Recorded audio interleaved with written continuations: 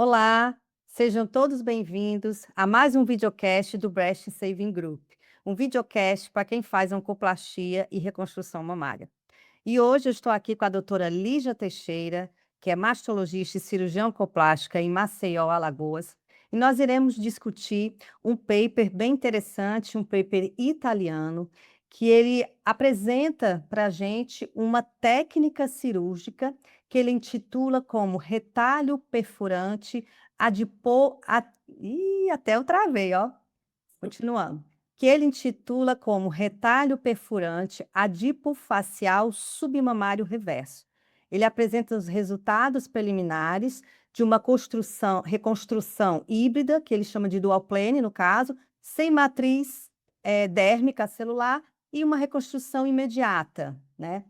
E a gente sabe, claro, que a reconstrução pré-peitoral, ela veio realmente para ficar. Cada vez mais nós estamos indicando esse tipo de reconstrução, mas tem um subgrupo de pacientes que nós mastologistas e cirurgiões oncoplásticos ficamos muito receosos de indicá-la.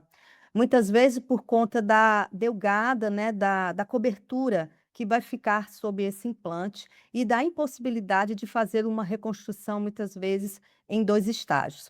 E essa técnica, ela é apresentada nesse paper e ela nos traz como uma possibilidade a essas pacientes que a gente, tem dificuldade realmente de indicar a reconstrução pré-peitoral ou para aquelas que também a gente não consegue indicar a reconstrução em 2 tempos com expansor e depois pela troca da prótese. E então, Lígia, eu gostaria que você falasse para a gente como é que foi esse desenho desse estudo. Então, um dado importante, Aline, é que a grande ideia é que esse retalho ele substitui a matriz dérmica acelular que a gente não tem com tanta facilidade aqui no Brasil. Ele ocupa o que seria um lugar que seria ocupado pela matriz dérmica ou pela tela, né? Fazendo aquele contorno inferolateral da bolsa submuscular, principalmente quando o músculo ele não é suficiente para fazer a cobertura de toda a prótese. É uma técnica muito interessante, é uma coorte prospectiva multicêntrica. Entre janeiro e abril de 2024 foram coletados esses casos. Os critérios de inclusão foram pacientes com câncer de mama ou pacientes sem câncer, mas submetidas a cirurgias redutoras de risco, com idade menor que 80 anos e mamas pequenas. Um detalhe que eu achei relevante é que a radioterapia pré ou pós-operatória e cirurgias prévias na mama não foram critérios de exclusão nesse estudo. Essas pacientes poderiam ter sido já, inclusive, ter sido irradiadas ou submetidas a cirurgias prévias e foram incluídas nesse estudo. Outro detalhe relevante é que a mastectomia ela era realizada por uma equipe de mastologistas e a reconstrução realizada pela equipe de cirurgia plástica. Isso, Lígia. O que eu achei de interessante no perfil dessas pacientes, né, eram mulheres com mamas bem pequenas, mas não são mamas pequenas, são mamas bem Bem pequenas. pequenas e sem É. pitose. E sem pitose, mamas bem no padrão asiático, né, mulheres magras, com mamas bem pequenas. Inclusive, ele coloca como um dos critérios o tipo de sutiã, né, da paciente, que é o copa A ou taça A, que a gente aqui no Brasil diz que são sutiãs com tamanho menor do que 40, né, 42. Então isso foi Isso. interessante, e também em relação à espessura do retalho da mastectomia, que também foi critério também de inclusão no estudo. Ela tinha que ter um retalho de mastectomia pelo menos menor do que 1 centímetro, essa paciente, né, ou seja, mulheres com pinte bem fino, bem delgado.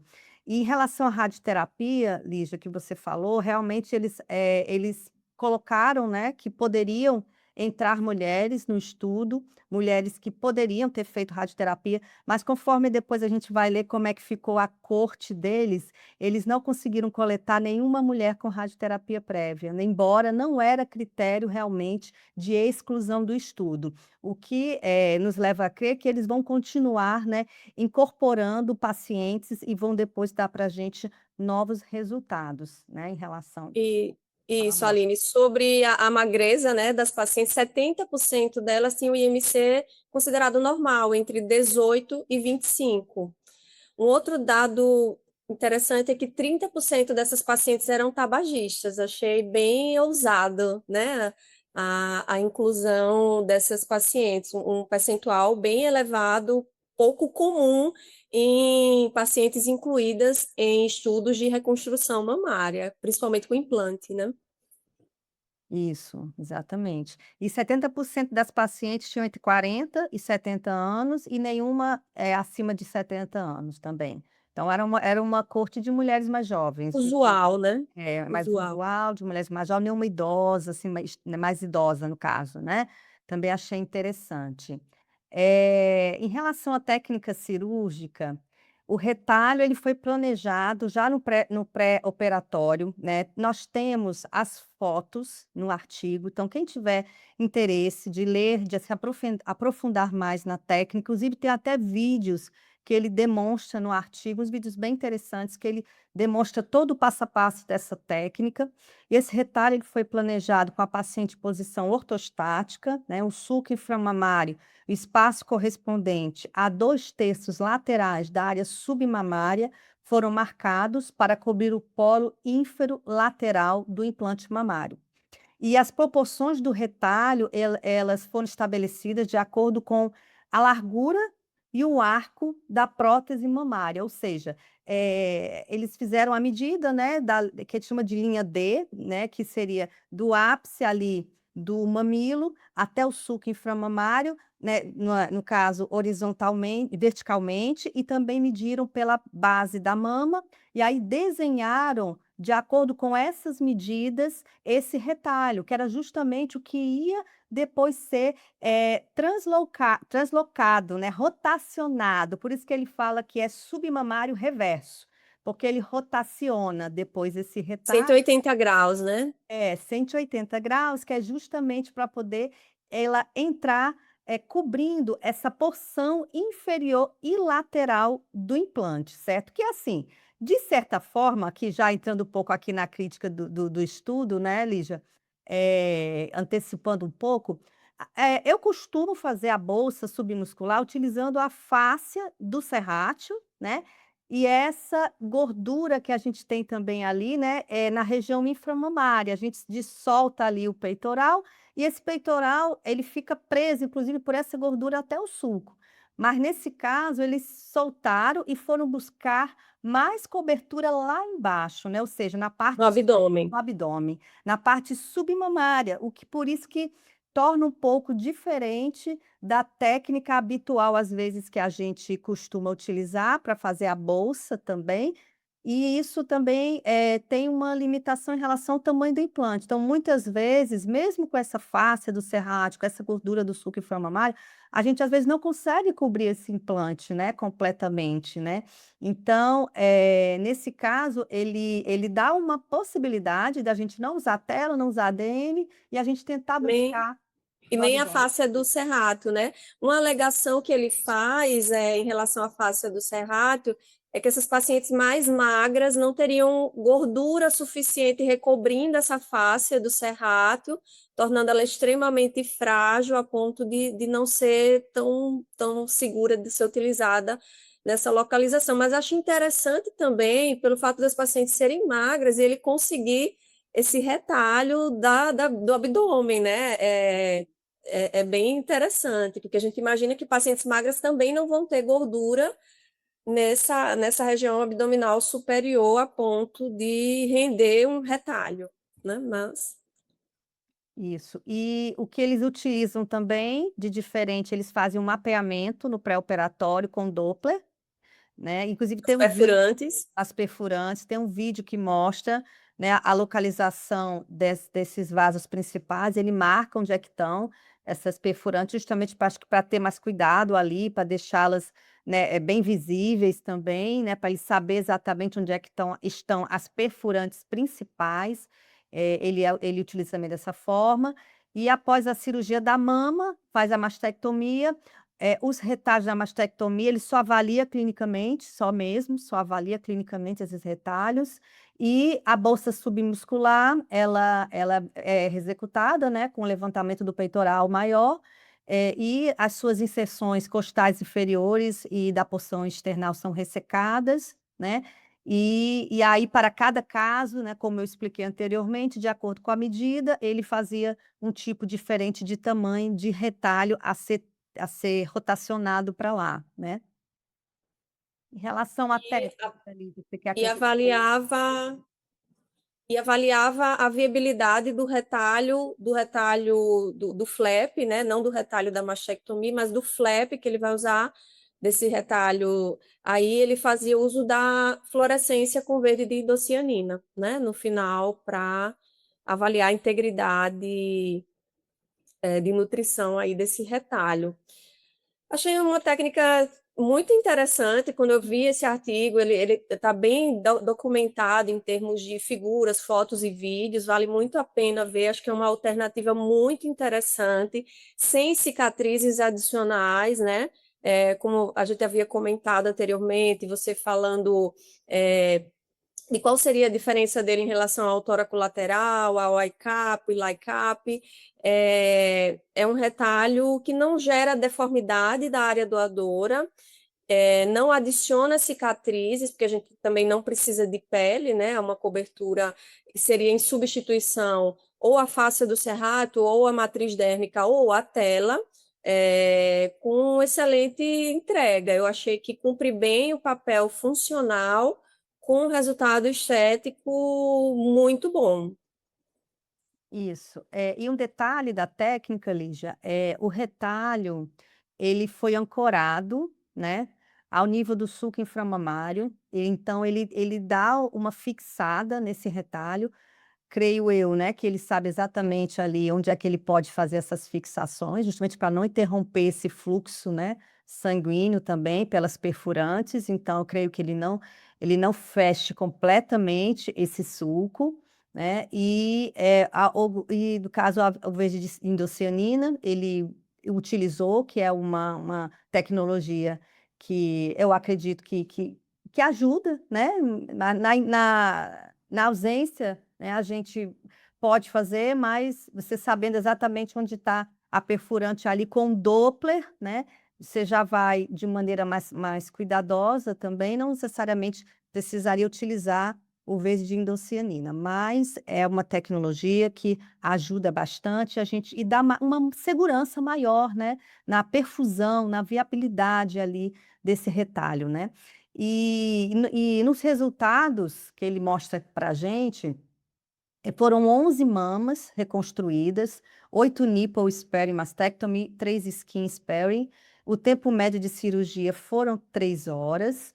E a média de volume do implante foi 200 ml, né? Com uma variação entre 140, que é um implante bem pequeno, a gente usa às vezes para simetrizações, né?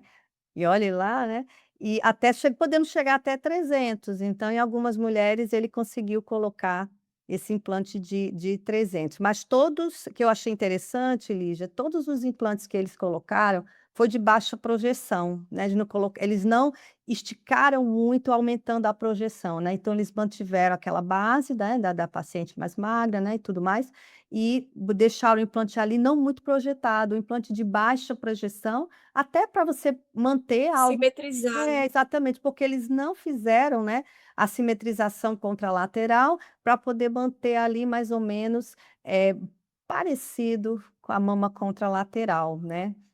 Em relação aos resultados, Lígia, o que que você acrescenta? Então, uma crítica minha em relação justamente a esse volume da prótese é que uma prótese tão pequena, de repente, na minha opinião, ela teria uma excelente cobertura só com o músculo peitoral, sem a necessidade do retalho adicional para cobertura inferolateral.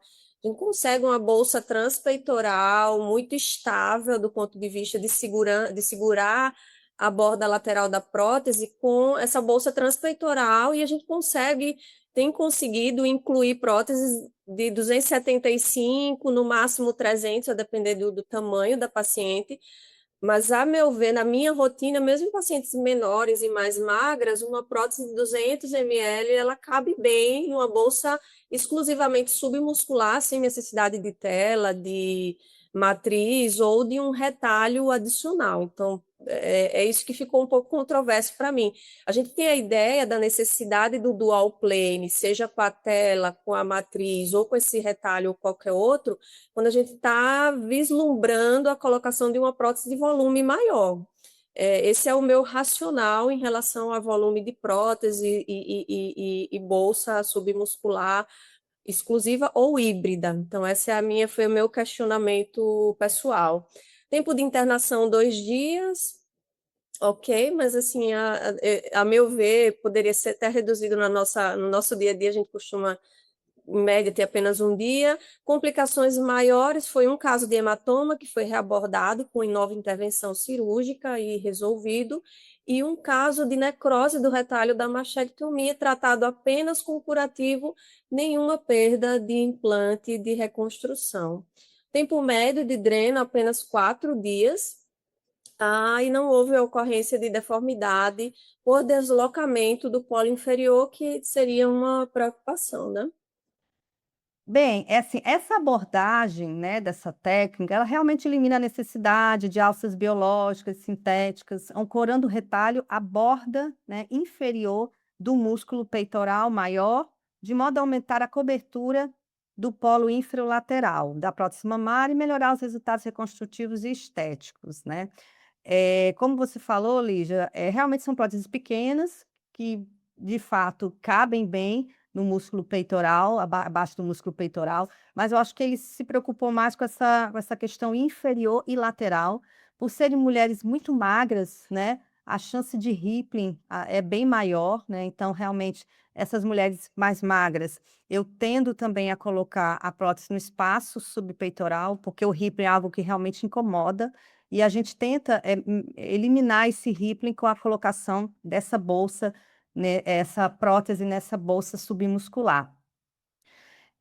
Mas eu acho que ele se preocupou com essa região lateral, de repente ficar algo ali que não conseguisse fechar completamente, né, porque a gente tem que soltar, né, porque para a prótese poder descer ali para o sulco, a gente tem que soltar um pouco ali também, né, naquela região, É, senão a prótese em fica mais alta, também tem Em isso. termos de volume, até caberia uma prótese desse volume numa bolsa só muscular, mas de repente pensando em manter uma pitose mais natural, ter uma base mais larga, para que, já que ele não simetrizou a mama contralateral, com o intuito de deixar um caimento mais natural. Foram próteses anatômicas, se eu não me engano, que eles utilizaram, então, talvez com esse intuito de proporcionar um caimento mais natural, com uma certa pitose, do que aquela prótese submuscular tão montada, né, na bolsa transpeitoral, não teria esse caimento inferior e essa naturalidade, talvez, mas pensando em volume de prótese, a gente tende a associar o dual plane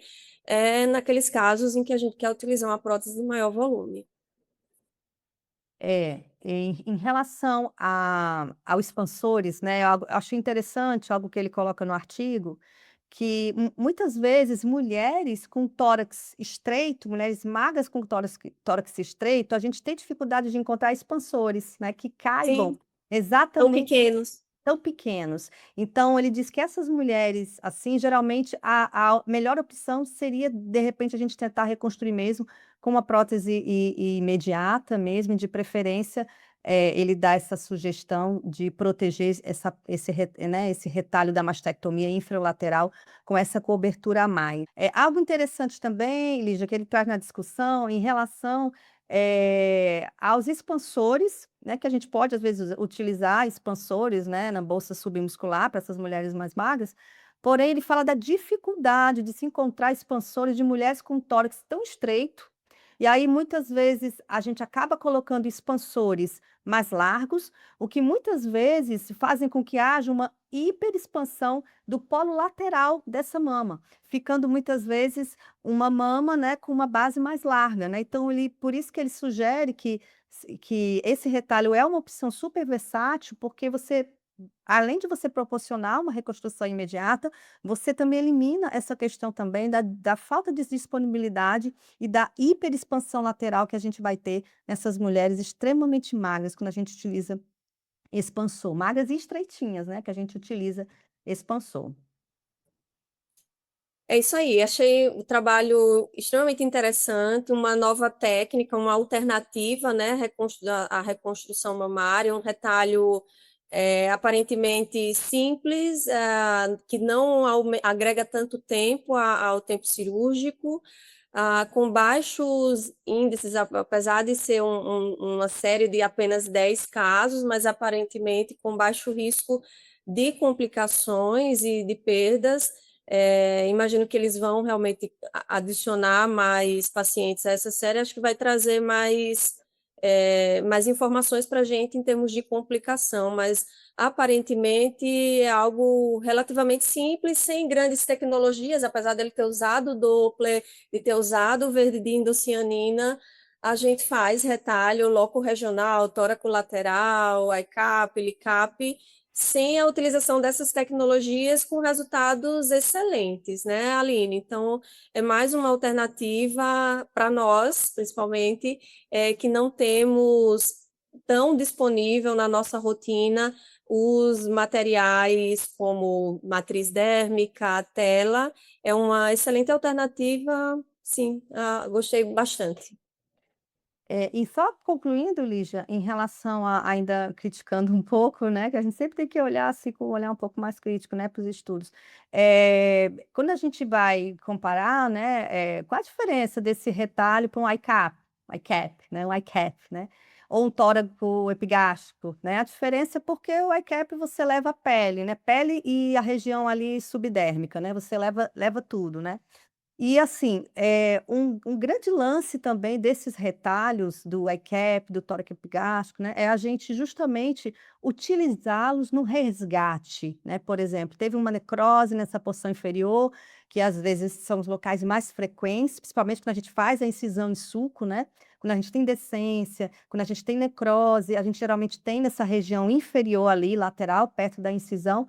E se você, muitas vezes, já utilizou esse retalho, né, tirando ali essa fáscia, no caso, adiposo facial, e você já levou ali, né, eu acho que fica inviável a gente, de repente, resgatar essa reconstrução, né, ou com o ICAP ou com o tórax epigástrico. Então, essa é uma das minhas críticas, né, ao estudo. Então, eu gosto muito de deixar esses retalhos de resgate, porque eu já tive que utilizá-los, inclusive, e não perdi minha reconstrução, né. E outra crítica que eu faço também em relação à simetria. Eu não achei que as mamas ficaram simétricas, né, eu achei que as mamas ficaram O sulco assimétricas, ficou inclusive. mais alto, né? O É. sulco do lado reconstruído parece ter ficado mais alto, né? Eu digo também, Ligia, em relação ao volume também, né, eu acho que o volume também não ficou uma mama, assim, simétrica em termos de volume, porque são mulheres com mama muito Muito magra, pequenas, muito difícil, né, pequenas, Aline? então Uma muito exato, pequena. por mais que você coloque ali, uma prótese tentando ir no mesmo volume, não fica parecido, né, e às vezes é melhor mesmo a gente fazer A boa e uma velha lipoenxertia. pré-peitoral. Ou então você faz uma lipoenxertia, quer dizer, são mulheres que nem têm gordura muitas vezes, né, para você tirar. Então, às vezes é melhor você simetrizar também o outro lado, talvez, né, ver outras alternativas. Então, assim, a simetria realmente, né, não ficou uma simetria, bacana. Mas, em termo o suco, Lígia, eu até achei até que ele consegue até dar uma preservada no suco, que dá aqueles pontos, né, mas Uhum. até quando você vai olhar ali as fotos, você vê realmente que mesmo assim ainda deu um desnivelamento, né.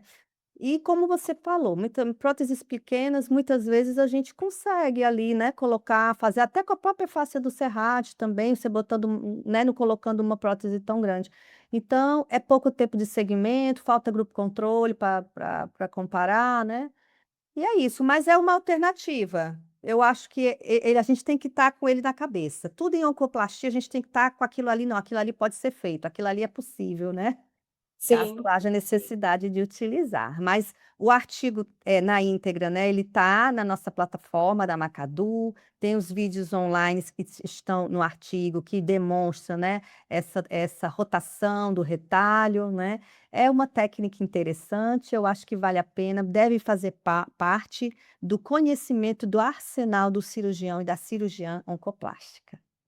Exato. Então vamos ficando por aqui hoje. Foi uma honra dividir esse artigo com você, Aline. Obrigada, querida. Até a volta, até a próxima. Tá, Um tchau. abraço, tchau.